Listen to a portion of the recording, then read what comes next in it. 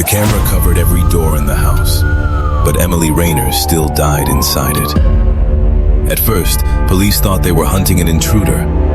Then detectives found one missing minute in the security feed, and the case turned back toward the husband. Daniel Rayner called 911 at 2:21 in the morning. He said he woke to breaking glass, came downstairs, and found Emily bleeding on the kitchen floor. He said the back door was open, like the killer had just run out. But the alarm was still armed. No breach alert had gone off. There was no forced entry, no broken lock, no shattered window, and no stranger on any neighboring camera. From the outside, the house looked sealed. That should have made the case easier.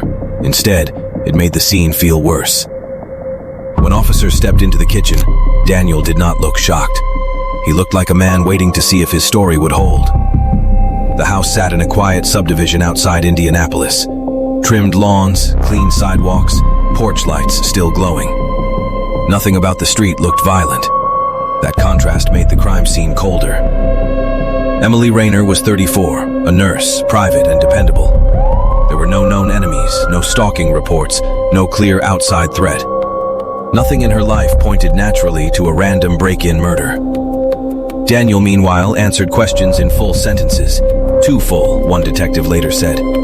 He never asked if Emily had spoken before she died. He never asked if she had suffered. Instead, he kept returning to one detail. The back door was open. Daniel said they went to bed around 11:30. They had wine, watched half a movie, and barely talked. He called it an ordinary Tuesday night, then repeated that phrase almost exactly. Experienced detectives notice language like that. Real trauma breaks. Rehearsed memory stays clean. The medical examiner found bruising on both of Emily's forearms. Defensive bruises. That meant she saw the attack coming. This was not one blind strike from a stranger in the dark. This was fear up close. Fear of someone already inside the house. Daniel had a small cut on his wrist. He said it happened while trying to lift Emily, but there was barely any blood on his sleeves, not enough for a man claiming he held his dying wife. That was the first crack in his timeline. The second came from the cameras. The Rayners had cameras on the porch, driveway, hallway, and kitchen entry. Daniel handed detectives the login himself. On paper, that looked cooperative. But some suspects act helpful because they think the evidence protects them. At first glance, the footage looked clean.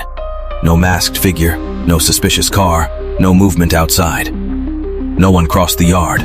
No one approached the back entrance. No one ran away. That alone weakened the intruder theory. Then Detective Elena Ruiz found the gap. From 2:14 to 2:15 a.m., the kitchen entry camera showed nothing at all. Not static, not distortion.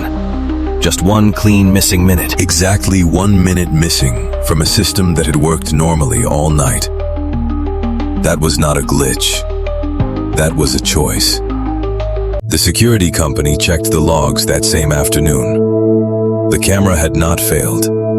It had been manually paused from inside the home network. That meant the missing minute was not bad luck. It was access, intent, and timing. Daniel said he knew nothing about router settings or admin controls, but the recovery email belonged to him, and the pause command matched his saved phone signature. Now detectives had reason to focus directly on him, so they rebuilt the house minute by minute. Blood drops near the pantry showed Emily moved after the first blow. She had not fallen where Daniel claimed. The scene itself was disagreeing with him. Emily appeared to have been injured near the hallway first, then made it into the kitchen. That mattered because the hallway camera never lost signal. It captured the seconds before the missing minute began. At 2:13, Emily crossed the hallway fast, barefoot, tense, looking over her shoulder. She looked scared. 2 seconds later, Daniel entered the frame. Not stumbling, not searching. Focused. That single word changed how detectives saw him. His right hand looked empty in the footage, but footage does not show everything. In the mudroom sink, officers found a fireplace ash shovel drying beside a towel. Daniel said he had cleaned it days earlier. The lab found diluted blood in the metal seam, then tiny fragments of scalp tissue. By then, the physical evidence and the digital evidence were beginning to agree. Still, what disturbed detectives most was not the weapon. It was the sound hidden inside the missing minute. One camera lost video during that gap, but still retained a low-quality audio buffer. Technicians cleaned it up carefully. What came back was rough, thin, and chilling. First came footsteps, fast footfalls on hardwood, bare feet. Then Emily's voice, thin and breathless. She said 3 words. "Daniel, stop." That line did not sound dramatic. It sounded real. Then came a silence so sudden it felt unnatural. Then one metallic impact. That alone was devastating. But the most important clue came after the blow. In the final seconds of the recovered audio, detectives heard a back door chime. Just once. They checked the smart lock log immediately, and that log broke Daniel's story apart. The back door was opened after Emily was already mortally injured, not before. After. That meant Daniel staged the escape route. The intruder story came after the attack. Once detectives understood that, the missing minute became even darker. It had been used to hide the pursuit. The murder started before the camera ever went blind. The missing minute covered the chase. Emily was not caught in one sudden burst of violence. She was hunted through her own house. That made the home itself feel like part of the trap. Neighbors said the marriage had looked normal from the outside. Quiet, private, Maybe cold, but not dramatic. One friend later admitted Emily had seemed tense for months. Not openly terrified, just never fully at ease.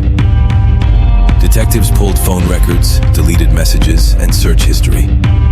No sign of a stranger tied to that night. What they found instead was a marriage in decline.